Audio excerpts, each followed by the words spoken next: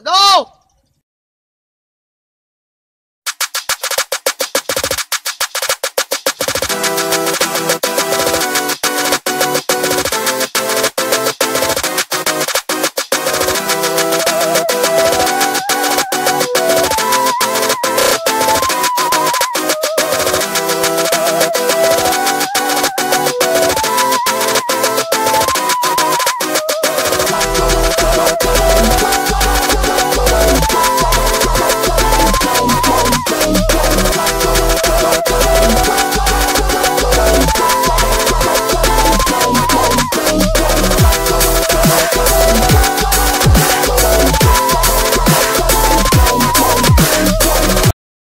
So what's up mga kapading, mayong adlaw kaninyo.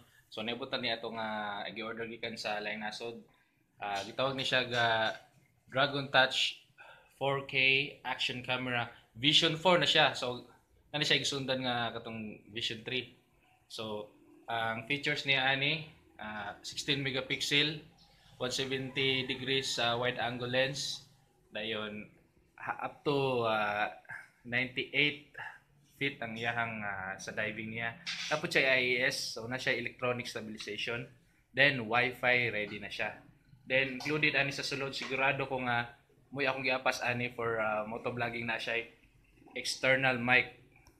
So nice. Kapading i-check nato kung siya naa sa sulod. Check na nato ni. Oh. Nice. Tara. Nice. Dragon Touch 4K. So na siya included niya ang waterproof case. So nakanindot ani mga kapading ha, kay naa siya ay dala nga remote control. Oh, kita ka na. Pwedeng pang photos, napay pang video record. So takablog na ba ni libre nga battery, so for sure naa gyud ni. Kaya naka-scroll man siya. So, at i-check ang maong camera.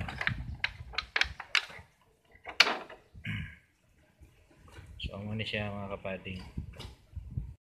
Napay kauban, na siya back sa sulod. Wow.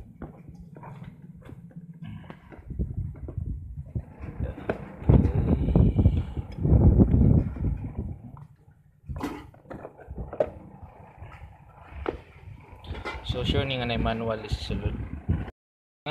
So mga kapading na siya ikauban nga murag note ni siya, or activate your 2-year free warranty now. Register within 7 days after receiving your product. Make sure you do this now to ensure your purchase is 200% covered. All you need is your name, email, and purchase detail. That's it. So tsada.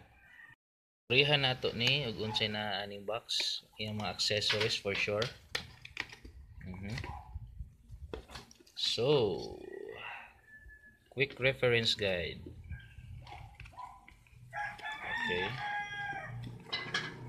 siya quick reference guide sa Google. Live DV. So muna i-download nato in case nga ganahan mo connect for Wi-Fi from that device to your cell phone, Android phone. So muna siya. Hindi kayo mo-focus. Nang susihon kung sa'yo nakasulod ani sa inyo makita na ay pakapin nga duha ka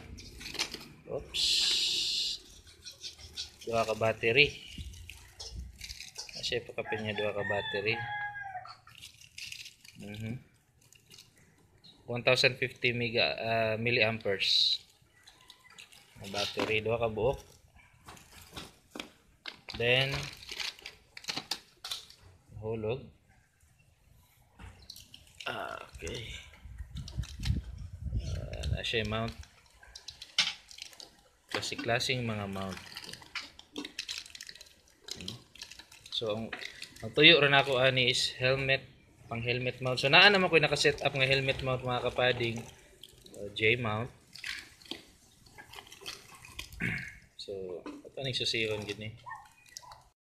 Ang nakalami ani mga kapading naa siya ay kita mo na siya ay pang charge sa battery. So di ta makuha na ni. Di ta puta na ni nata extra nga ko. Ano po tay charger na tay duha ka battery na po tay charger.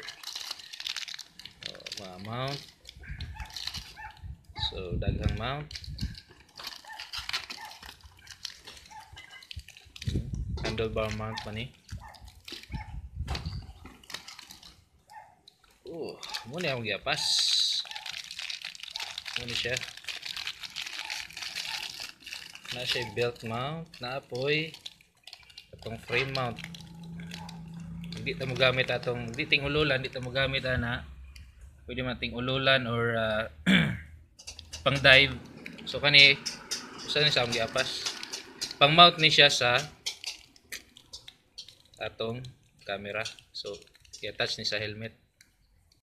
Then naitay extra nga itong cover sa waterproof case in case ma damage. Dayong ni mga straps. So may mga tutorial ani para i-strap ni sa ato ang helmet, pero kato ako na nipalit naman ko ga camera mount daan. So mga kapading na siya including ang lens cloth, ang trapo ni siya itong lens. Then na tulo upat ka wire tie. Then dangan mong sulod another strap, another mount. So kargadog mount ug katong sa charger USB port. Dayon ang atong external microphone. Ayan na. Itong external mic. So mura to sulod. So mga kapading, itangtang na ako ang camera sa waterproof casing. So mo ni siya. Vision 4. Na siya USB port. Na siya sa charging. So sa external mic.